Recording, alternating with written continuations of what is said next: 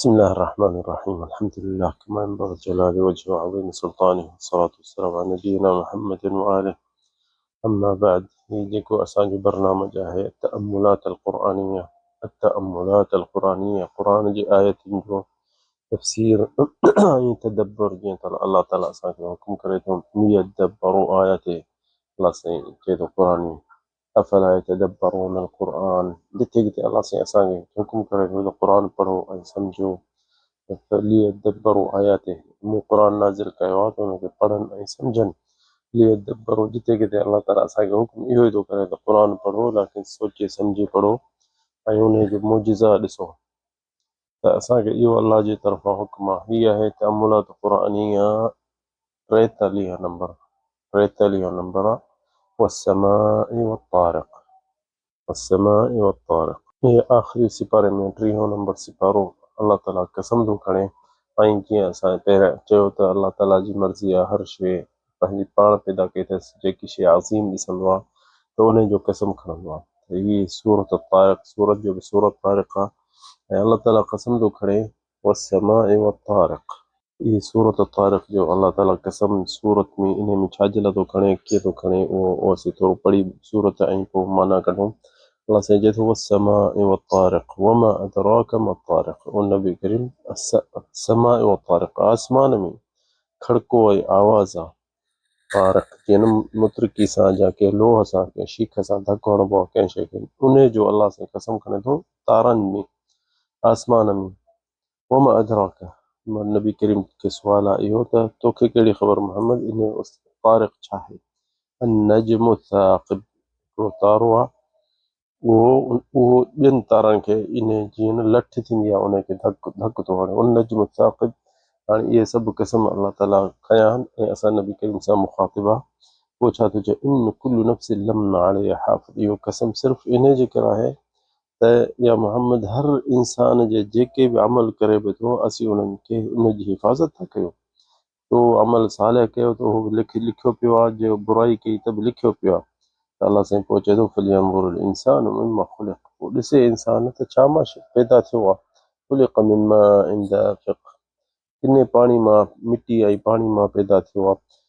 यख़रुजु मिन बैनि सुल्बि वत्तराइब। अब मक़सदु आहे असांजो पहिरें आयत जो माना वस्समाइ वत्तारिक़, इन जी माना कढूं ऐं इन जो मौजिज़ो कढूं ऐं इन में जेको इल्मी मौजिज़ो आहे जेको हींअर साइंसदाननि खे पहुता आहिनि, तो सहाबिन जा ताबईन, इन्हनि जेको उन्हनि इहा मौजिज़ा उन्हनि खे उन टाइम में ख़बर न हूंदी, बसि अलाह साईं चए थो त मञींदा क़ुर खे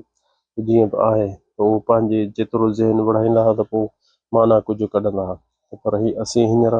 14 सदी में जेके माण्हू चंड ते विया उन्हनि ॾिठो, उन्हनि जो वधीक मालूमात जेकी पहुती आहे, अञा बि थी सघे अॻिते बि पहुचे,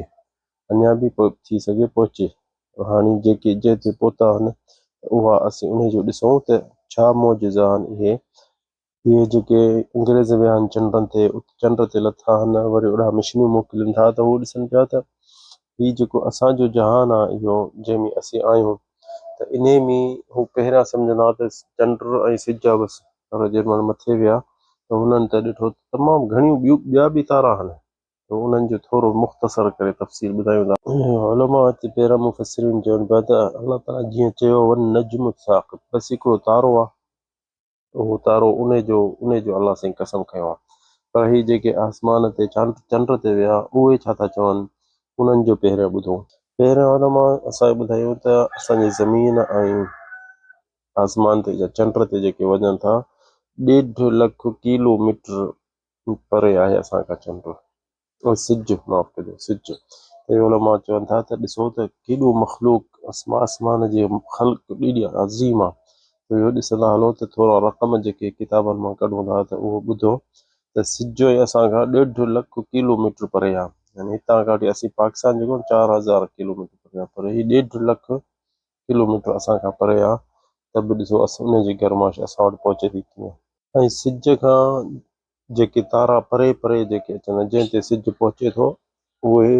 6 लख, माफ़ कजो 6000 मिलियन किलोमीटर परे आहे। त बि उनजे सिज जी रोशनी उते उन्हनि वटि पहुचे थी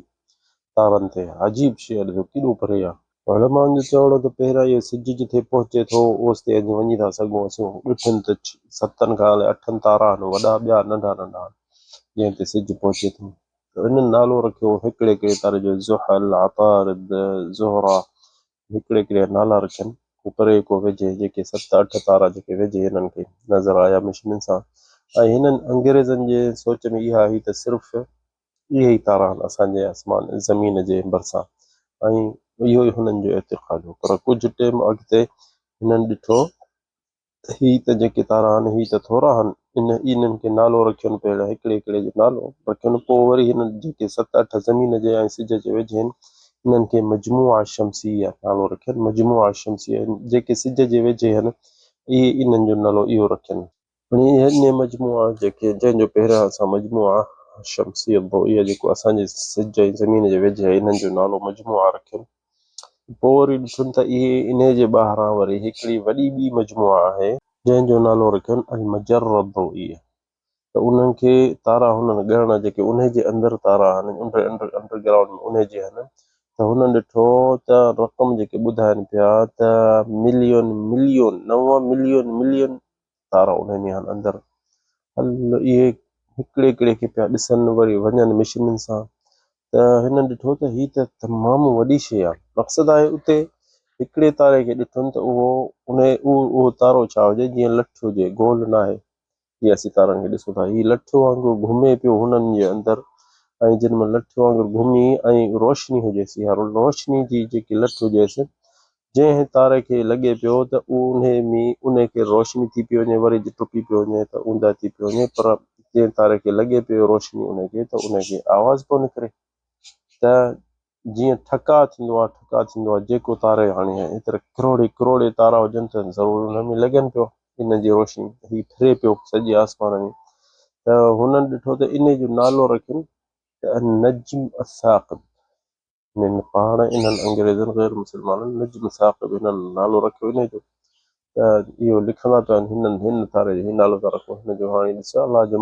मौजूज़ो इहो शइ असां वटि क़ुर में लिखी पई आहे 1400 साल अॻु त इहो जेॾी महिल इन जो नालो रखे पोइ वरी लही आया ज़मीन ते त हुननि ॿुधायो त असां हिकिड़ो तारो अहिड़ो ॾिठो जो सभिनि तारनि खे जीअं लठ सां घुमाइबो आहे तारनि खे ईअं घुमाए पियो त इहो इन तारे जो असीं नालो हीअं रखियो आहे ऐं हिन जी ही सिफ़त आहे त हू जेॾी महिल दुनिया में हिते आलिमनि वटि वेठा त हुननि ॾिठो त इहा त बिल्कुलु जीअं असांजे क़ुर में तारिक़ अलाह से कसम खणे थो आसमान जो ऐं आसमान में जेको हिकिड़ो तारो ॿियनि खे धक हणे थो जीअं लठ सां धक ऐं उहो ॿियनि खे सुराख बि करे थो छॾे उन्हनि खे सुराख बि करे थो छॾे इन रोशनी सां यानी धक हुनजो जेको आहे जीअं रोशनी थींदी आहे ईअं त जीअं असीं खिवण ॾिसूं था ईअं त ईअं उनजो नजम साक़िब नालो रखियनि ऐं हुननि चयो त इहो तारो जेको आहे इहो अजीब तारो असांखे लॻे पियो ॿियनि खे धक पियो हणे ऐं सुराख पियो करे त मक़सदु हुननि अचे इहो दुनिया में माण्हू खे जिन ॿुधाए थो त वकालत नासा में मुस्लमान वेठा हुआ उन्हनि चयो त इहो असांजे क़ुर में लिखियलु आहे त तारिक़ ओ मोहम्मद तोखे कहिड़ी ख़बर इहो तारिक़ जेको खड़को थो थिए आवाज़ थो थिए आसमान में तोखे मोहम्मद कहिड़ी ख़बर आहे इहो छा आहे इहो आहे नजम साक़िब जेको तव्हां हींअर 1400 साल खां पोइ इन तारे जो तव्हां नालो रखी आयो हो इहो असांजे क़ुर में लिखियलु आहे बिल्कुलु नालो बि इहो साॻियो हू हैरान थी विया त ही कीअं हिन तव्हांखे ख़बर पई तव्हां आसमान में केॾांहुं वियो किथे लथो तारनि में बहरहाल हुननि चयोसीं अलाह जे तरफ़ां आहे ऐं ही कौन तमामु वॾो आहे अलाह ताला असांखे छो क़ुर में जेॾी महिल क़ुर जी अलाह साईं कसम खणे थो सूरत गाफ़िर में 57 आयत में चए थो लख़ल्क़ु السماوات والأرض أكبر من خلق الناس ولكن أكثر الناس لا يعلمون अलाह साईं चए थो त लख़ल्क़ु السماوات आसमान जेके मूं पैदा कई आहे ऐं तारा जेके पैदा कया अथनि अकबर من خلق الناस माण्हू त सवला आहिनि ऐं थोरा आहिनि नंढा आहिनि हीअ त शयूं जेके आफ़तूं आहिनि एॾियूं वॾियूं वॾियूं तमामु आहिनि जेके तव्हां ॾिसी ॻणे बि कोन था सघो لخلق السماوات والأرض أكبر من خلق الناس ولكن أكثر الناس لا يعلمون पर माण्हुनि खे इहे शयूं सोच खां बि वॾियूं आहिनि इहे शयूं अलाह ताला चए थो इहे सोच खां बि वॾियूं आहिनि सोचे कोन सघंदा एतिरियूं शयूं आसमान में तारा आहिनि मख़लूक़ात आहे ऐं उन्हनि में छा छा आहे अलाहु आलम, हींअर ते इंसानु उन शइ ते न पहुची सघियो आहे। सो ॾिसो मौजिज़ो हिकिड़ो अलाह ताला असांखे ॾेखारे वेठो 14हीं सदी में, जेके असांजे क़ुर में लिखियल आहे 1400 साल अॻु में, त हींअर इहे तारा बि उन्हनि जी बि हींअर ताईं अञा हू ॿुधा नाला रखनि, ऐं नाला जेके आहिनि असां वटि क़ुर में उन्हनि जा अॻे ई लिखिया पिया। हिते असांखे किसो हिकिड़ो यादि अचे थो, आमिर इब्न फुहैरा नबी करीम जो सहाबी हो, उन मोकिलियो उनखे कम सां ओसे पासे जेके ॻोठनि में, त हुन को फोरू हुननि जे मुंहं में अची विया, त उन्हनि खे 3 ॼणा आई जेके सहाबी आहे, उन्हनि में हिकिड़ो इहो आमिर इब्न फुहैरा, उन जे पोयां हिकिड़ो फोरू अचे, हिन जेको गज़ थींदो आहे वॾो, हिनखे आमिर जे पोयां अचे इहो गज़ हईंसि पोयां पुठी मां, इहो जब्बार इब्न सलमा नालो हुअसि, हिन आमिर खे पोयां गज़ हयो, अॻियां अची निकितुसि, एॾो ज़ोर सां हयसि त हिन रत जेको फाटी पियो सीने मां, सहाबी जेको त आमिर रज़ियल्लाहु अन्हु इन छा कयो, इहो रत खणी हथनि में ऐं चई त फुस्तु रब्बिल काबा, मां त खटे वियुसि, मां त अलाह जो कसम आहे मूंखे, मां खटे वियुसि, फुस्तु वल्लाह, हुन कसम खणी ईअं चयो। त ॿिया जेके माण्हू हुन सां गॾु हुआ, त हुननि ॾिठो त हीअ त ज़मीन ते त किरी पियो, सहाबी शहीद थी पियो, पर पोइ हिन जो लाश गुम थी वियो। हुननि चयो त असां हेॾे होॾे थियासीं, पोइ लाश ॾाढो ॻोल्हियोसीं पर कोन नबी करीम ॾे विया, त आमिर जो लाश असांखे कोन लॻो, आमिर इब्न फुहैरा। नबी करीम चयो त इन्नल मलाइका वारत जसदहु वउंज़िल इल्लियीन, ऐं इहो त जन्नत ॾे वियो, मलाइका खणी विया हिन जा लाश, अलाह सां हिनखे जन्नत ॾे मोकिले छॾियो। हिते जब्बार बिन सलमा इन जे मुंहिंजी पुछा कई त हिन खे मूं पोयां एॾो धकु हयो जो गज़ मुंहिंजो पोयां पुठी मां सीने ताईं पहुतुसि, ऐं हिन चयो फुस्तु वल्लाह, मां त खटे वियुसि, इहो छा आहे, हीउ छो थो इहे चए, छा खटे वियो एॾो इंसान खे मां क़तलु कयो। जब्बार हुन चयो त हुननि चयुसि त हीउ मुस्लमान आहिनि, ऐं हीउ जेके शहीद थींदा आहिनि हीउ जन्नत ॾे वेंदा आहिनि। त हिन वेही सोचियो त जंहिंखे मौत एॾो ख़ुशीअ मौत में हिन एॾी ख़ुशी हुजे, त पोइ हीउ त दीन हक़ आहे को, वञी पोइ पुछा कई माण्हुनि ॿियनि खां, पोइ आहिस्ते आहिस्ते उहो बि जब्बार उहो बि मुस्लमान थियो, छा जे लाइ छो जो हुनखे ॾिठई इन लफ़्ज़ चवण में, त उम्मुल मोमिनीन आयशा चए थी रफ़अ आमिर इब्न फुहैरा इला समा फलम तूजद जसदहु हुयो, उनजी त उम्मुल मोमिनीन आयशा चए थी त आमिर रज़ियल्लाहु अन्हु जो लाश ई कोन लधो, छो जो मलाइका आसमान ॾे खणी विया, ऐं उन्हनि मलाइकनि किथे पूरो या इंसाननि खे ख़बर ई कान्हे। त ॾिसो न सुभान अल्लाह, हुई छा कहिड़ी शइ खे छा सम्झंदा, मौत खे बि मग़नम सम्झंदा, खटे विया। तो अल्लाह ताला असांखे तव्हांखे तौफ़ीक़ ॾिए त असां क़ुर पढ़ूं, तअम्मुलात कयूं, क़ुर में छा छा मौजिज़ा आहिनि, असां केतिरो बि कयूं नथा पहुची सघूं, पर इंसान जी ज़िंदगी में जेतिरो आहे टाइम, उनजो फ़ाइदो वठे ऐं उन में सोचे त इंसान जी दिलि खे सुकून ईंदो। हाज़ा वल्लाहु आलम, सल्लल्लाहु अलैहि वसल्लम।